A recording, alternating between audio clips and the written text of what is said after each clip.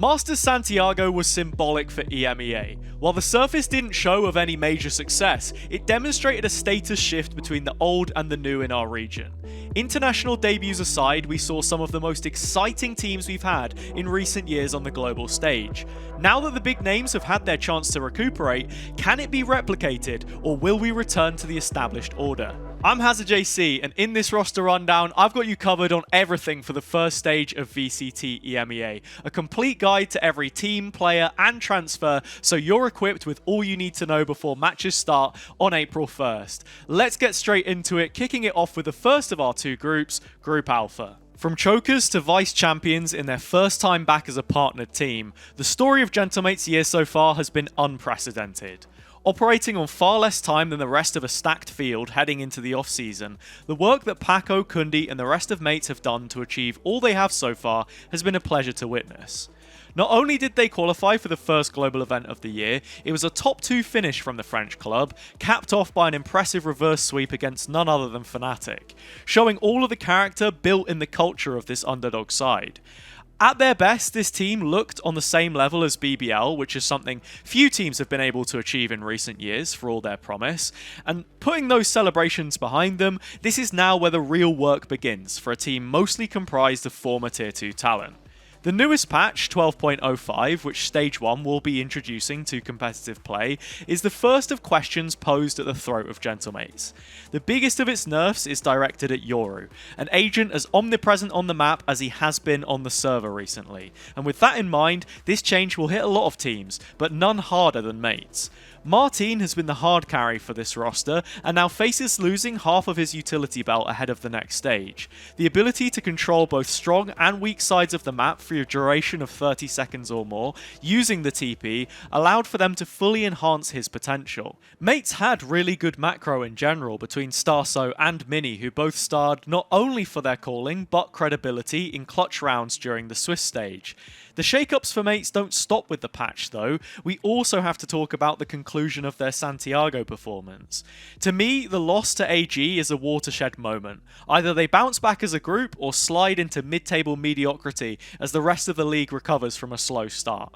Heading into that game, CN had yet to record a single map win as a region, a statistic which mates helped contribute to with a 2-0 start to the tournament over EDG. My main concern will be is if they can hit the ground running on this new patch after a potential loss of momentum.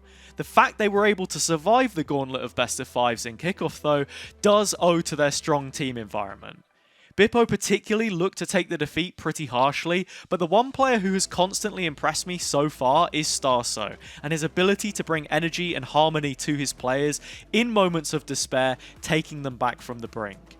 I fell victim to underrate Gentlemates in the past, but equally so, I pitched them to do better in the playoff stage of Santiago than what transpired. I don't think that Stage 1 will be as straightforward as Kickoff, but I do anticipate them to place well and make playoffs. Kickoff was a continuation of the Team Liquid we've come to expect in the last year. Another miraculous qualification from Nats and the team, followed by another single win Swiss stage exit. This group absolutely overperformed when you consider the reshuffle they faced starting the year, losing their best player and being forced to creatively reassemble, something which Nats has been tasked with for the last 2 years and so far succeeded on. Wayne has been increasingly promising given adequate time to climatize, which is an overarching narrative for the start of the year, especially for imported players like him. He was initially replaced by Kicks from their academy for the opening game, but has since proven he can hang with the best at this level. One of the main issues Liquid had with their Smokes players last year was bending them backwards to fit onto agents that they were uncomfortable with to make their style work. We've seen the opposite with Wayne. Lohan and Yautzin have made a clear priority to place him on Omen, for example on maps like Split, altering their existing compositions they've consistently ran to accommodate him. This has shown some limitations, but if it means we get a better performance overall, then I'd rather see that. Miniboo has been the best pickup for them by far, and as we delve deeper into a Neon-centric metagame, he continues to thrive at the top level. Liquid have leaned more heavily into this style of play across their entire map pool, which has been really good for them, also putting Camo on Waylay, as he was on choice maps like Lotus last year. Keeping that map rotation in mind, I think Liquid will be one of the teams which benefit most from the changes. Abyss wasn't a particularly strong option for them, which showed against NRG, and Corrode had always presented difficulties for them in composition to try and find an identity that worked best, spanning all the way back to their trials with both Gecko and Deadlock last year. Lotus, on the other hand, has been a staple, which Liquid have shown creativity on previously, even using Waylay here before it was a meta choice, as I mentioned, and being a great Neon map already. Fracture, for similar reasons, should be good. For the short stint it was in the rotation at the height of Teho's dominance, they did demonstrate really good theory and beat BBL twice on the run to Toronto. With changes introduced to Harbour a few patches ago in the middle of kickoff, having time to integrate themselves into the playbooks of some teams, we did see Liquid try and follow this idea as well. The basis was definitely there with their ult usage and overall space taking, but did feel like it needed a bit more development before we will really see it impact the meta. This team is backed by some of the best minds we've had enter VCT in the last couple years, but I always have reservations about the roster's ability to fully implement it in the server through the individuals. On paper, Stage 1 should be the peak of Liquid's performances, as all signs point towards them doing well. Since they've only failed to make it once in the partnered era, playoffs should be a guarantee. The chasing pack is also improving, so it's a big ask for them to keep the streak of global appearances up. Most of my viewers aren't subscribed to the channel, so if you're enjoying the video and want to see more content like this, please consider helping me out and turning on notifications as well. Thanks, and let's get back to the teams. Since breaking the mold with their current core lineup, Team Heretics have always been a top 2 team, and at times the best in our region, despite lacking the domestic trophy to show for it. In the years that have followed, they've only lost 2 group games, both in the first stage of 2024. This is the regimented and regular play which they absolutely thrive in, compared to kickoffs, cluster of matches, and especially triple elimination this time around. Heretics never found a way to make their identity mesh with the initial meta this year, and fell below par, leaving themselves a low ceiling with Boo's comfort calling on double initiator comms. The perceived demise of Yoru should be a boon to this style if they want to continue on that path, but I think a new iteration is overdue for this roster. Neil and Weber both expressed their commitment to the lineup between stages, notably avoiding EMEA clash to rest and reset before a make or break stage for the team. With the departure of Miniboo, they lost the selfless entry fragger archetype, which suited the rest of the team dynamics so well. Something I mentioned in my previous video was also the energy and vocality of Boo's brother, and the organisation have also been very candid that no expense is being spared to help Comeback develop his English as a non-native speaker, which plays a big role in the team's communication. I really hope we get to see the best of him more consistently, now that Heretics have had time to regroup. There were flashes of brilliance in kickoff, but too little too late. Re-evaluating their compositions, on paper, bringing in Comeback as another great pilot for Neon, it took too long to identify this as their win condition, and by the end of kickoff, they lacked the necessary time to develop that into a threat, which they could then build around or flesh out the map pool. My initial analysis of the roster moves for Heretics suggested they would be leaning into playing Chamber where possible between Comeback and Woot, but this never really materialised. They played the Agent only once in total on Breeze as part of a 13-4 win against NAVI. The map was then left as an unused decider in the Liquid game which followed, a defeat concluding their run in kickoff. Lotus is a map where we saw them experiment with this idea at Champions Paris, so its return to the rotation should be a positive for Heretics. They also still have the best initiator in slot in Rians, at a time where Fade continues to be the best possible agent for the role. Benji should get an opportunity to pick up a bit more Vice as well as Viper, because Cypher still isn't in the strongest position, due to the wind-up time on his traps, and slightly less dominance of Yoru should help enable this. Qualification to Masters London will create a lot of personal motivation for him to hopefully drive him back to his best, as we've not seen the same level from him so far this year as we did in times gone by. There are a lot of decisions to be made for Heretics, but I'm confident that the format and downtime will be enough to have placed them comfortably in a playoff spot in this group, and with contention for Masters qualification if those new ideas are in fact built upon. New split, new lineup for Karmine Corp. Ever since Stage 1 last year, that's been the case. From a last Gambit sub before playoffs to try and clinch a spot in Paris, to an early reshuffle here, it always feels like they're just one step away from improving, but still find a way to go backwards. Shados was the target for removal this time as KC opts for a change in leadership ahead of the first full stage. He was always credited for his stats, but when you look at the kickoff performance and EMEA Clash results thereafter, it still left much to be desired as a team. As critical as I've been of Karmine Corp, it's important to remind you that the lineup had already been together for almost 3 months by the time they entered the server for VCT, and if there were pre-existing issues, sometimes it's best to stop the rot before improvements can be made. And the jury is very much still out for this team. I personally had them down as a dark horse for kickoff, simply based on the firepower, similarly to where GiantX were at the start of last year. Now, most people would say that Eng finds himself on thin ice after the failure to arrive on home soil for champs in Paris and bring success back to the roster which he first created. The crowning jewel of that first team was Narrate. His transfer back to EMEA is the biggest talking point of the break for the Blue Wall.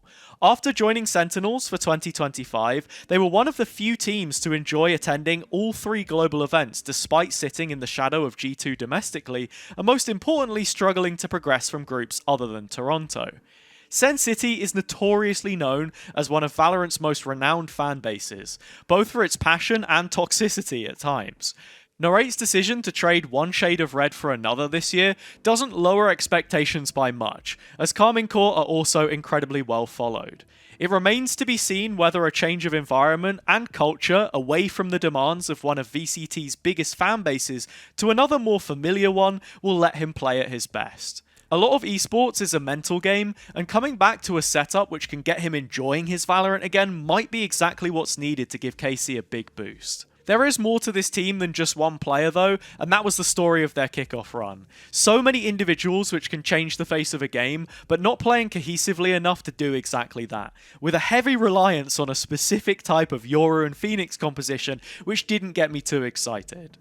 Levin is still one of the best duelists in the region on his day, but needs to be facilitated to make aggressive plays like he was on BBL, maintaining a streak of discipline to keep him from overheating at the same time.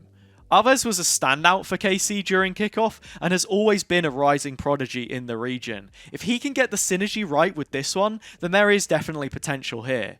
Sugetsu and Doja also fall into the same bracket. Sui had his peak back at Copenhagen 2022, but has always shown his mechanical prowess, even in a KC jersey, and now has had time to get back into the role of Sentinel. Doja, on the other hand, is a new player to the region entirely, so given a grace period to climatize, he should now be able to show us why he was so heavily rated in Pacific. I really have no idea how this KC team will do. I would be concerned if they stay at the bottom of the pecking order after the adjustments that they've made, although the going rate for this team seems to be small changes for a small return. The start of Stage 1 draws a line in the sand for NAVI. This event marks the end of an era as Shao leaves the active lineup and the final player from the former FPX team is gone. This org inherited old gods, but took a new path on the road to carving their own legacy and find themselves presented with a chance to build on what was started last year. It's been a long wait for NAVI fans to rejoice over a global event, and the start of kickoff looked so promising. 2 wins to start put them 2 wins away from Santiago, with rookie teams in front of them. Angel, continuing as coach, laid down the law early for this team. They were to focus on fundamentals and building a structure that they could follow even when things got chaotic. However, the loss to FNATIC in an overtime thriller did exactly that, and it all collapsed from the middle bracket, spiraling into 5 consecutive losses, including their run at EMEA Clash with substitute Kolosha. Hero is the one huge positive that NAVI will always look towards for inspiration. He was the shining light that pushed their middle bracket game further than it would have gone otherwise. It's clear that as the premier investment for this team, the goal remains to be building around him as the future of the organisation and make him the star where possible. The other heavy hitter is Ruxic, and similarly so, he is also a player from a supportive role rather than being big on firepower from the duelist slot. Omen has aggressive capabilities, but with the size of his blind reduced, the agent is bottlenecked more than it used to be. This role was instead shifted onto Sociable, who had a torrid time at the back end of his stint on this team. It does feel like a fumble for them to lose out on him just as we're heading into the potential revival of Sky, as it was one of the best picks for the Turkish flex, but it's clear that there was more going on underneath the surface from the months they spent together and it wasn't clicking. I was caught off guard by the choices with the players coming in. We've seen IGLs from Americas come to the region before, twice last year with Flyer and Sadak, and the first is a more natural comparison, also hailing from Challengers NA where Chloric plied his trade. He was part of Maryville before they were scooped up under the banner of NRG Academy, and has raving reviews from across the pond, much to a similar ilk of that of Glyph, who we have since seen go on to do big things with mates. On paper, it's a long shot, but when you look at the details of his player profile, it makes a lot of sense for Angel. In the most recent split of Challengers NA, he showcased 7 different agents across multiple roles. A malleable player which can be moulded to whatever the team needs. An exciting prospect for sure. Exit is another name which I'd maybe anticipated here sooner, considering his run with Twisted Minds at Ascension last year. The Saudi player had been active in Challengers for a couple of years, but this was his first ever inter-regional appearance, and partnered with Sand, he wreaked havoc on Duelist. The start of the year has been a knock to the confidence, for sure, for him playing in Tier 2 and not making the Grand Final in MENA, but given the right environment, his work ethic and character from interviews in Berlin at the end of last year really excited me for the player that he could become under their tutelage. I've been the first one to defend Filu on multiple occasions, and was a big advocate for him to get his first chance in Tier 1 with Koi. But now his status on this team hangs in limbo if we don't see improvements in Stage 1. The decision to bring in another duelist Exit should help lift some responsibility from him, and maybe there's potential for a role change there, but pressure is at an all-time high for it to make it work. The 3-year wait for NAVI at another global is likely to continue this stage, with all respect to the short amount of time they've had to rebuild this roster. London is a long shot, but this is definitely one to watch for the future, and I really hope that the org will back that into Stage 2, provided that we see it in the server as well. The last dance for FUT lived and died from kickoff into the break, but further disappointment and a failed experiment with the return of cracks has finally become the force for change. Over the last 6 years, FUT was recognised as the premier institution for Turkish Valorant, strengthening itself year on year with small changes and trending upwards on the whole. In recent times, they are no longer the flag bearer, and with the game developing regionally beyond hero moments, now a lot of their style feels outdated. Even the highest heights of their global performance in Shanghai has already been met by BBL's golden generation in their first attempt, and so, after all its repetitions, the core of this team has been put to rest. It's no secret that FUT wanted to make upgrades in the off-season, but the lack of pipeline for that talent to find itself implanted in the roster through a double Ascension promotion has now been rectified. A mixture of mismanagement and adjacent moves has enabled FUT to capture both Sociable and SOP as Stage 1 signings. The two had an incredible 2025 at their respective levels and were some of the best players from the Turkish region. Trading BBL Gold for FUT's Black and White, Sociable has always been very flexible across multiple roles, and on paper felt like the right fit for NAVI. It's hard to know the exact reasons behind this previous deal coming to a premature end, but this move will be a huge boost for FUT. Moving into a leadership role, there will be questions about his ability to call at a Tier 1 level, but I have it on good authority that he comes from a background of prior experience in Challengers doing a similar role. Of course, this is a different level and a big test, especially against the backdrop of Mr. Fallen, the most accomplished IGL from Turkey that we've seen up until this point.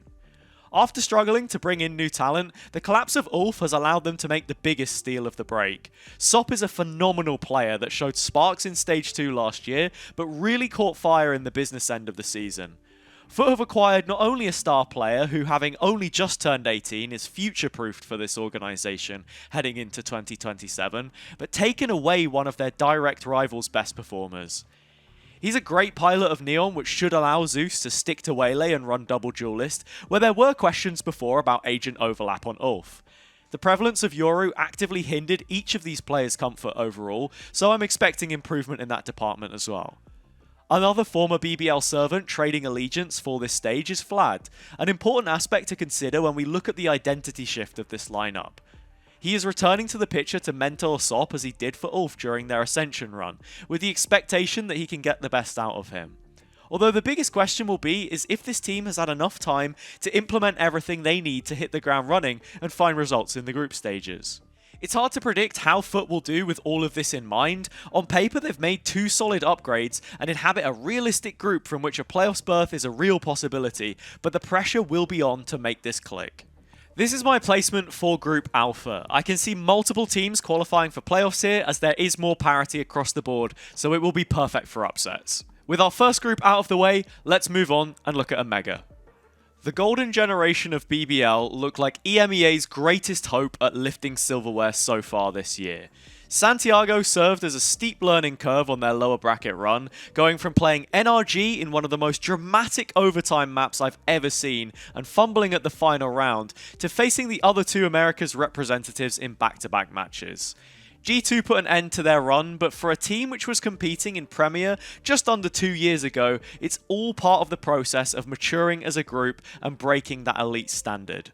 The most vindicating aspect to BBL's international showing, which equalled the Turkish record of a top 6 placement, was their self-confidence. It's always been a pleasure to watch this team blossom in recent times, and their exciting brand of assured valorant is exactly what our region has been lacking for a long time. Many icons like Boaster and Nats have risen from EMEA, but BBL seem determined to write their own legend in a very different font to those that came before them. Lovers Rock has shown that not only was he tier 1 ready, despite the doubters, but the most convincing in his role on the global stage. Compared to LaRock, who still needs a bit more time to climatize to the pressures of an international event, we saw enough big moments from their Yoru player with a high overall peak. Loiter was the most consistent player on the team by far though. This should come as no surprise from the same player who broke the kill record on Smokes in a best of 5 in his first LAN Grand Final in Turkey. Other players in the team can appear brash or antagonistic from the outside in the way they display their emotions, whereas Loiter exudes a much calmer demeanour, which helped them through some of the icy moments. Many of his high caliber clutches featured as part of the NRG match and left me speechless that these players I had followed so closely for the last couple of years in Challengers could really push the current world champions the distance. The upcoming patch will be interesting for BBL since they were a heavy adopter of Yoru, much like Mates, a signal for success at the start of this year. Larok has picked up secondary duelist well so far, and I expect he will continue to remain as a Neon specialist rather than bringing out the old Breach that he was known for. Abyss is no doubt a loss for the team, but the return of Lotus is a trade-off they will be happy to make. Rose really established himself as a top caller from the region during Santiago, and this map has always been his playground. It also suits their agent pool really well, and I don't expect many changes there, although seeing Creven on a little bit more Vice might be nice considering the fact that EMEA are still one of the only regions that continue to persist with it. For as good as BBL have been in the past for adapting their own identity to what the meta requires, it can take a little bit of time for them to climatize, so I do have some concerns of what these changes might impact in terms of their performance. Domestic play looked like a total breeze for BBL last time around as they cruised through the uppers, dropping only a single map on their route to the grand final of kickoff. On the way, they beat PCIFIC, FNATIC and Vitality, all of which find themselves in the same group and will be out for revenge no doubt. At the end of the day, this roster has always held themselves to the highest possible standard. The question is, can they continue to raise the bar now that they've conquered the pyramid beneath, or do the previous regional rulers put these rookies back in their place? The kickoff curse continues to be a very real thing for FNATIC, failing to find success before the first full regional stage of play ever since 2023. Once more we find ourselves at a critical stage of their campaign. Issues with the start of their run last year were cited directly from Crashies as an initial lack of trust with the roster changes, forcing Boaster to spend too much resources on micromanaging.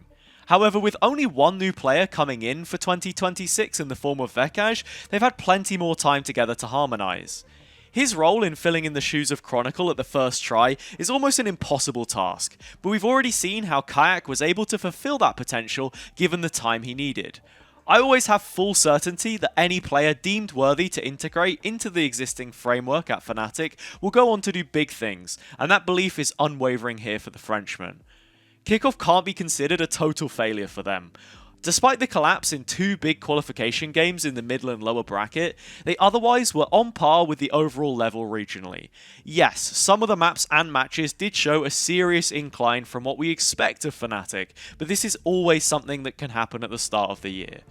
It is important to reiterate that this stage is absolutely paramount for them, and while we did see a drop off from the orange and black before their eventual rise to the occasion of champs at the end of last year, that was fueled by prior success in the calendar and a stage 1 trophy, something which they cannot bank on during the run-in if things go off the rails this time.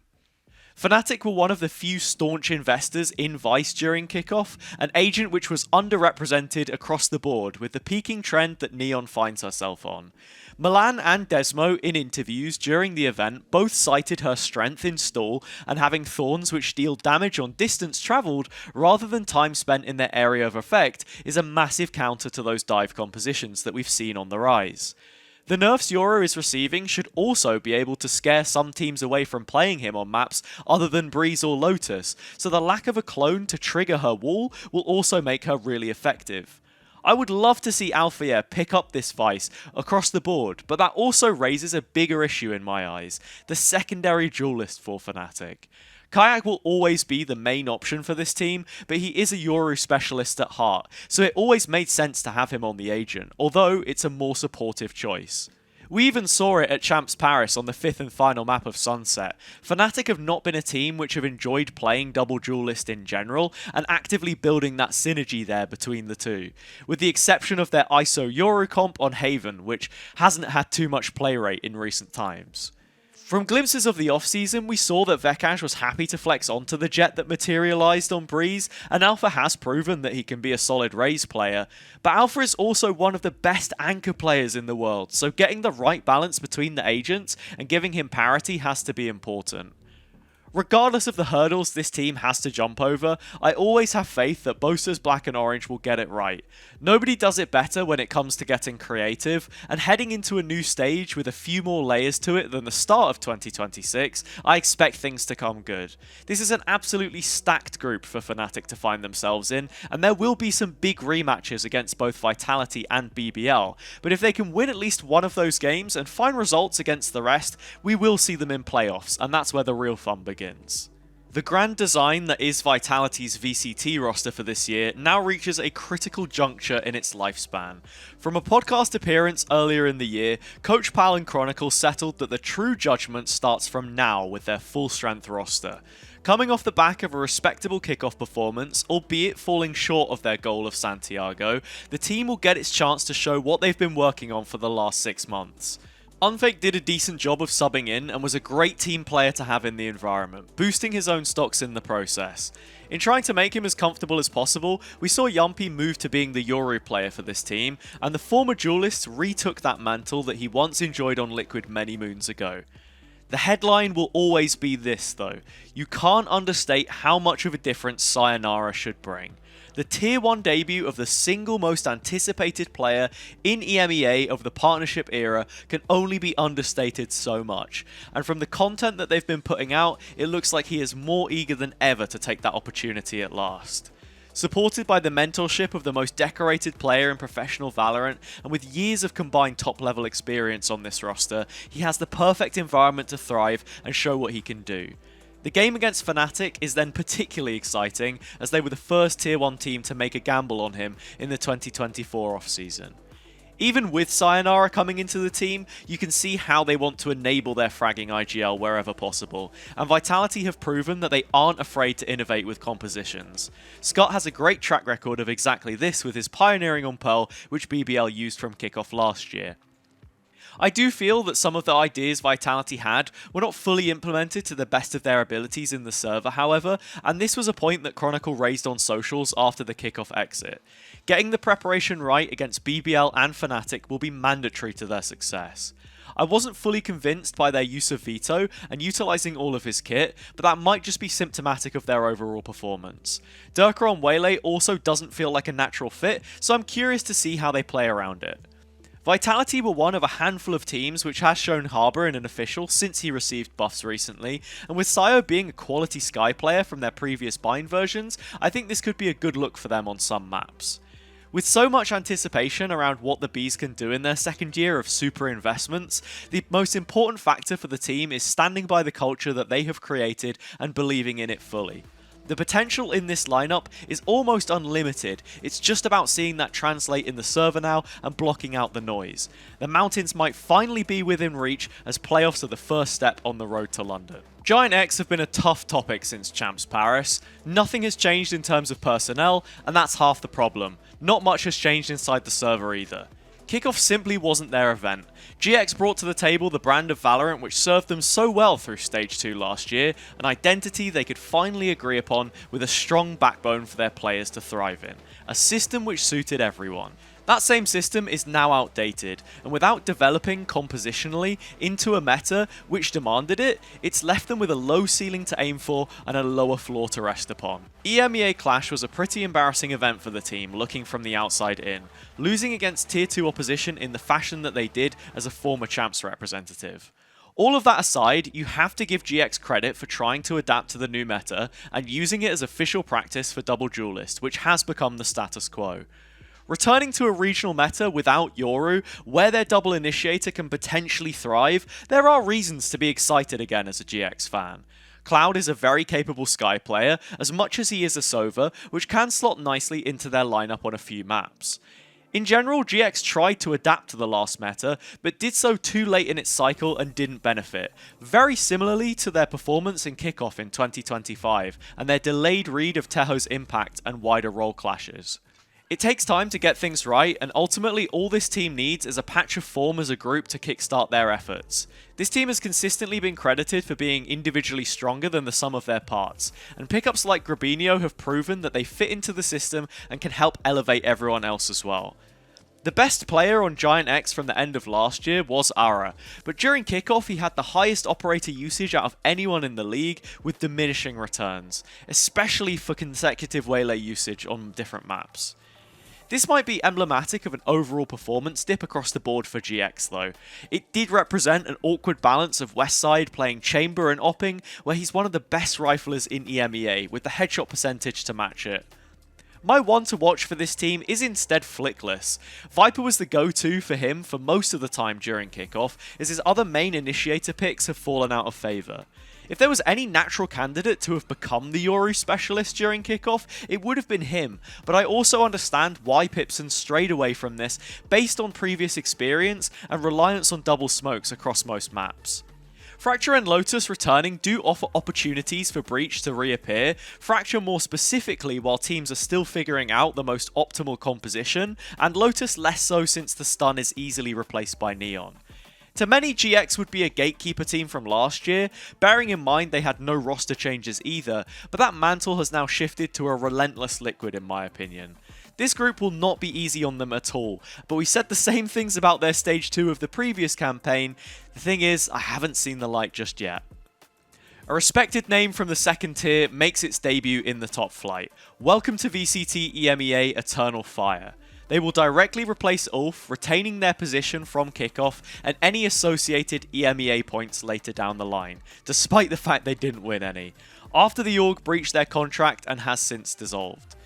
This is reflected in their recent placements, as the previous Eternal Fire roster competed more recently in Challengers Turkey, and will continue to do so as an affiliated roster in my understanding.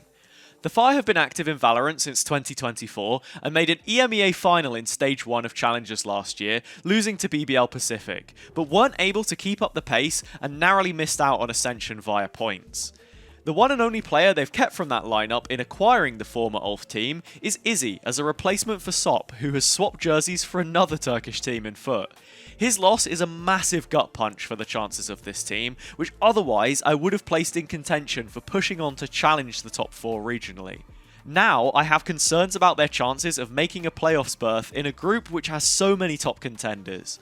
It's important to remember how dominant the full roster of Ulf were back in 2025 on their rampant Ascension run, and the main catalyst for that was Sop. His expulsion on less than favourable terms only steepens the incline this team has to get over to push on. The direct replacement of Izzy has been overdue his own ascension to the elite level. Coming from a background of international experience in Valorant's early days at Masters Berlin with Supermassive, he stayed with the org for another 2 years before being one of the first players on this Eternal Fire lineup. During that term competing in Turkey's second tier, he was just as competitive with Levin, Comeback and Zeus all back in 2024. At the end of that year, all three of them made the jump to VCT and he was left behind yet again. The only thing restricting him, ironically, was age. Rather than being ineligible for the league, he is more of a senior option overall compared to the rookies. And now Eternal Fire have maintained their faith in him, repaying his loyalty. For the quality of player traded the other way, it's the wealth of experience coming in here which could prove invaluable for his teammates, who find themselves at the top step for the first time in their careers. Echo at times was equally potent as his restricted counterpart, and now returning to the lineup at full strength, we will get the chance to witness one of the most exciting anchor players coming up from Tier 2 in recent years. Possessing super sharp aim, it's a tool which he's not afraid to use on forward lines rather than sit entrenched in a site. The biggest lesson for Echo at the start of his VCT career will be balancing discipline with his own self-confidence, like a lot of Turkish players we've seen come through the doors of the Riot Games arena in the last year. Neki is another player who improved as the kickoff run reached its conclusion, especially in the Liquid game, as he showed his ability to frag while calling and fell just short of eliminating them in the lower bracket. If he can ensure Eternal Fire can convert their advantages and run a tight ship, then that will be the biggest improvement they make this stage. The start of the year was never going to be easy with the double substitution faced by this team, or the lack of practice under an org which failed its responsibilities.